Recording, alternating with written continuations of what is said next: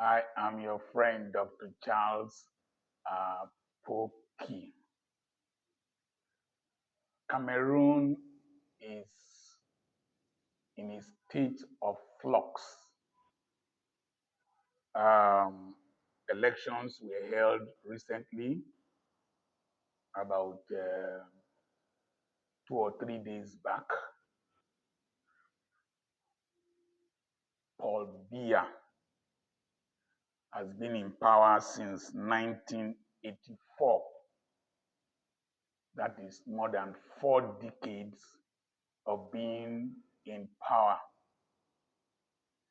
And he is the longest consecutively serving non-royal president or leader in the world, and currently the oldest head of state at the age of 91 or 92. Prior to the elections, his daughter even came out, one of his children, that they should not vote for her father. Like as I said in my video concerning the president of Madagascar, Paul Biya was once a French citizen during his days in France. It was when he was to take office that he renounced his French citizenship.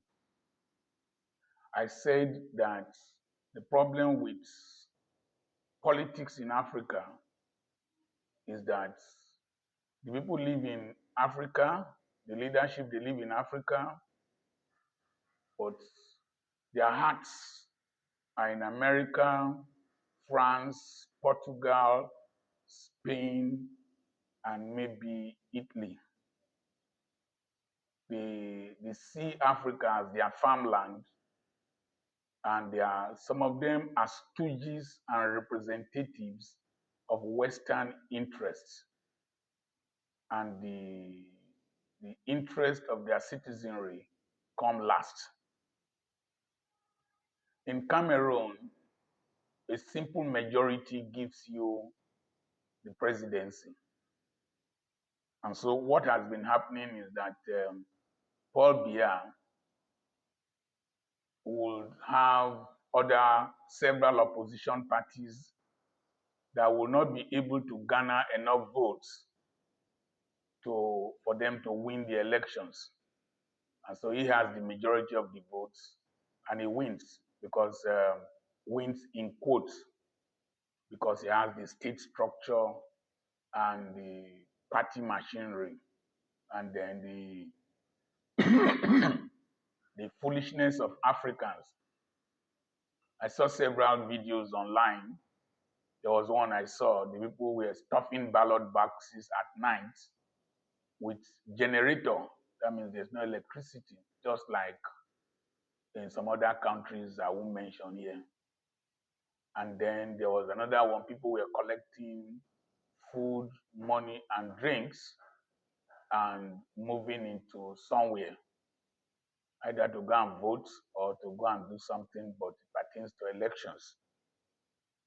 That's the way Africa is. They use hunger, poverty, illiteracy, tribalism, religious affiliations, party affiliations to imprison our people. And then the herd effect, HERD, they just move like animals, like a troop of buffaloes crossing the Serengeti, or what is it called in East Africa. Just they move like sheep. They don't reason for themselves. That's a major problem in Africa. Very few people rationalize, even the educated ones. They just tribal bigots. And one of his ministers contested with him. His name is Issa Chiroma. He's from Garoua, Garoua, in the northern part.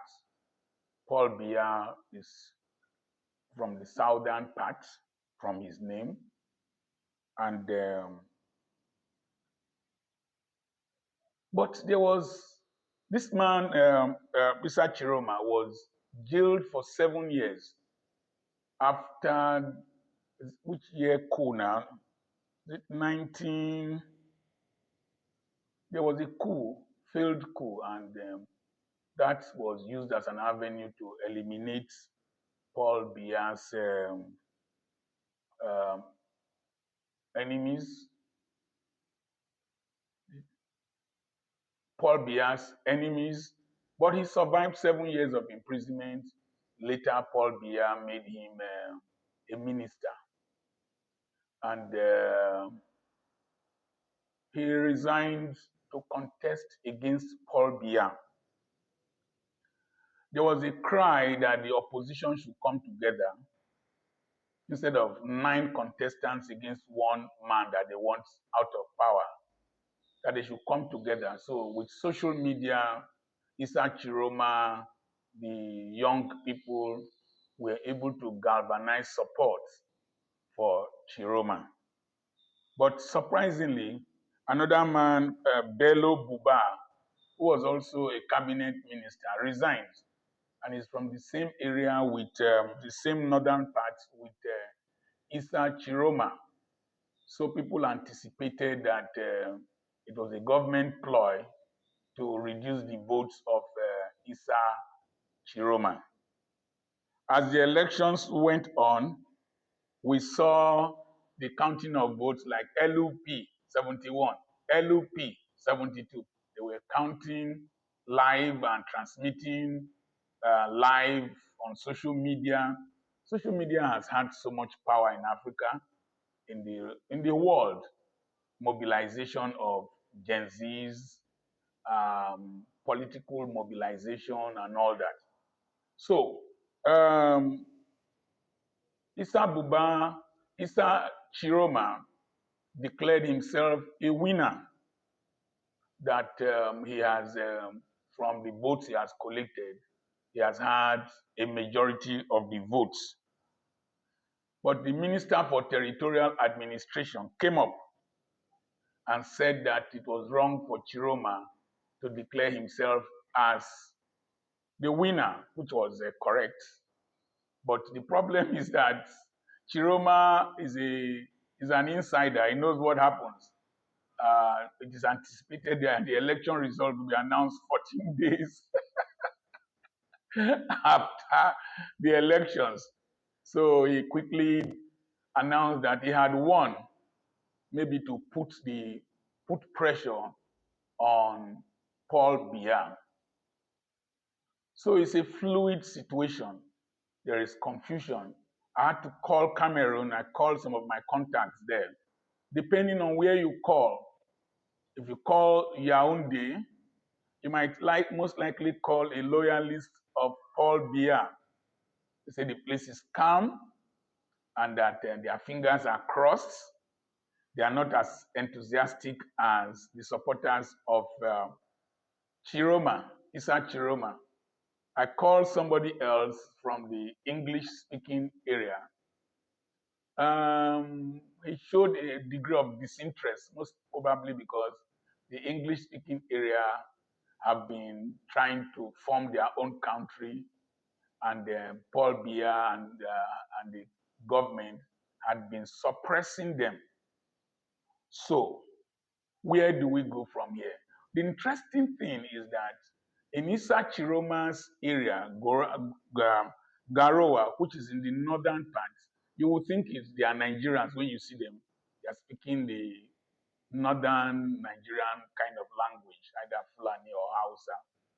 A group of people have volunteered to protect Issa Chiroma from arrest, and the military had been deployed there. There were mass demonstrations, burning of security vehicles, and all that. We need to make some appeals. Number one, make an appeal to Paul Biya, President Paul Biya. You have ruled for so long. What is it that you are still looking for? Some people insinuate that he is not directly in charge, Some insinuate that is another powerful a secretary to the government that is taking the decisions. There are other insinuations that it is his French wife that is taking the decisions. How can a country be ruled by proxy? And people believe that it is France that is governing the country indirectly. The next thing is that he has stayed there for so long. There were some campaign videos I saw. The man couldn't go personally with his wife. So they made effigies, or what are they called? Puppets, with his dress and his wife's dress, and they were the ones they were parading the streets with. Can we develop Africa with that kind of approach to life and politics? I want a situation where the AU, African Union, will not only come and ask people to return to the status quo, maintain peace and order. There should be a peer review mechanism and peer pressure mechanisms. They should have been in the electoral monitoring teams in Cameroon to air their views. I know Cameroon is a sovereign nation, but the way the world is going, subtle pressures are applied from different areas. I want to appeal to the EU, to appeal to to Paul Biya, that he should put the interest of his country uppermost and let there be a smooth transition. If it is true that Chiroma has won, they should not manipulate the votes. The next thing is that we want to appeal to the United Nations. If Chiroma has really won, they should put pressure on Paul Biya to hand over power. I want to also appeal to Donald Trump. He has proved to be the senior prefect of the world. My wife was asking me if what happened in Gaza between Israel and Hamas, whether it could have happened under Biden or Kamala Harris. I said not likely. That requires a forceful man like Donald Trump to achieve the peace he has achieved in the Middle East, Gaza in particular. I would want to suggest that the Americans can place the call across to Paul Biya. The people are tired. They've had enough. In Cameroon, you don't fail one question. Who is the president of Cameroon? For 41 years, it has remained the same answer. Paul Biya. Imagine a 41-year-old man. Or is it even more than 41? I'm not too sure now. 41 years ago, that was when I left medical school. After the death of Amadou Ahidjo, Cameroon has had only 2 presidents since independence. Is that stability or stagnation? So, those who love Cameroon should call the presidents and let there be peace. Why have I said that? There's crisis in the English-speaking areas of Cameroon, armed struggle. And then there is Boko Haram, ISWAP, in the northwestern side of Cameroon, which is the northeastern part of Nigeria. In fact, those people were Nigerians prior to the referendum that was done that made some people in Adamawa State, where Atiku comes from, to decide to join Cameroon. To join Cameroon. Some joined Nigeria, some remained in Cameroon. So they speak the same language and they have the same cultural tendency. It will be very, very easy for those people who are supporters of Chiroma to align with terrorist groups to lead to a kind of unrest, secession, crisis, banditry in northern Cameroon. that that nation will find difficult to contain based on the fact that on this their western flank, there's crisis in the north, there will be crisis in the north, crisis in the south. It will be very difficult. Paul Biya should put national interests beyond personal interests. He has done his bit. He has had his way for so long. The presidential palace, as comfortable as it is not a permanent address. It's not your personal building.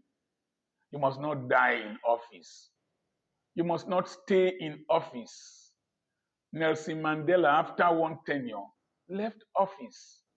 Leopold Senghor, after some time, left office. Leopold Senghor of Senegal. Why must Africans die in office? It is a sad thing. Why must smooth change, transfer of power, and with fairness and openness not be the trademark in Africa? Why must we have, there are some ministers in Cameroon that have been there for 30 years, occupying the same office, same people doing the same thing in the same way, in the same country. It's insanity, according to somebody's definition. Keep doing the same thing, the same way, the same place. It's insanity. If Cameroon develops, it will affect Nigeria. We will also benefit from their peace, benefit from their development. I hope other African countries are learning. I hope President Macron is learning. I think the President of America should call Macron. The EU should call him. Let Cameroon have a smooth civilian transition instead of a military takeover.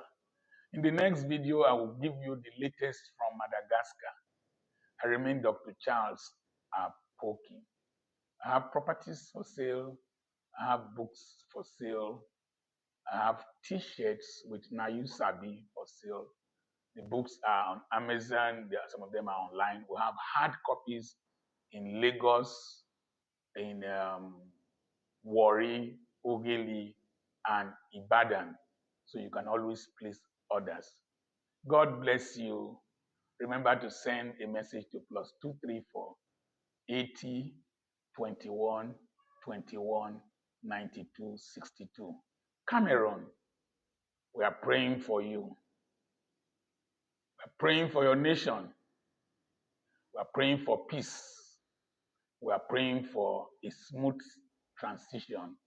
We are praying that God will speak to the conscience of your leaders, that they will do the right thing.